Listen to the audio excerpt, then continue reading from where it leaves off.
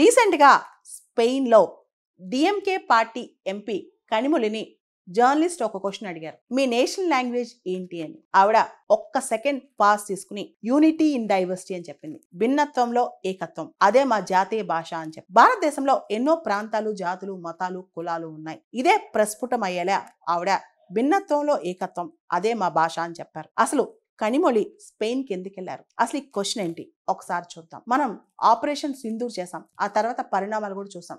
Pahalgam terror attack తర్వాత జరిగిన అన్ని పరిణామాలు, ఇది ప్రపంచానికి భారతదేశం యొక్క నరేటివ్. భారతదేశం టెర్రరిజంకి వ్యతిరేకంగా ఎలా నించుంది, టెర్రరిజం పాకిస్తాన్ ఎలా స్పాన్సర్ చేస్తుంది, ఇలా ప్రపంచం మొత్తం తెలియడానికి ఆల్ పార్టీ డెలిగేషన్, పార్లమెంట్లోంచి రకరకాల పార్టీస్ నుంచి సభ్యులందరూ కలిసి 7 డెలిగేషన్స్గా ఏర్పడి ప్రపంచం మొత్తం వెళ్ళారు.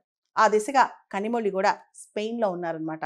అయితే మనందరూ తెలుసు, డిఎంకే పార్టీ ఈ 3 లాంగ్వేజ్ ఫార్ములాకి వ్యతిరేకంగా, హిందీ భాషకు వ్యతిరేకంగా, మాకు ద్రవిడియన్ భాషలే కావాలి, మేము తమిళే మాట్లాడతాం, ఇలా చాలా పోరాటమే చేశారు.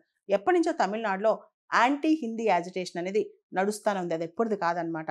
అయితే బయట అంటే ఎంత లోపల మనకి ఎన్నున్నా, ఎన్ని భిన్నాభిప్రాయాలున్నా, బయటికి వెళ్ళినప్పుడు మనం చూస్తే కనుక ఇప్పుడు రకరకాల పార్టీస్, రకరకాల లీడర్స్, వాళ్ళందరూ రూలింగ్ పార్టీ కావక్కర్లేదు. డిఎంకే లీడర్స్ కావచ్చు, కనిమొళి లాంటి వాళ్ళు, లేకపోతే సల్మాన్ ఖుర్షీద్, శశి తరూర్ కావచ్చు,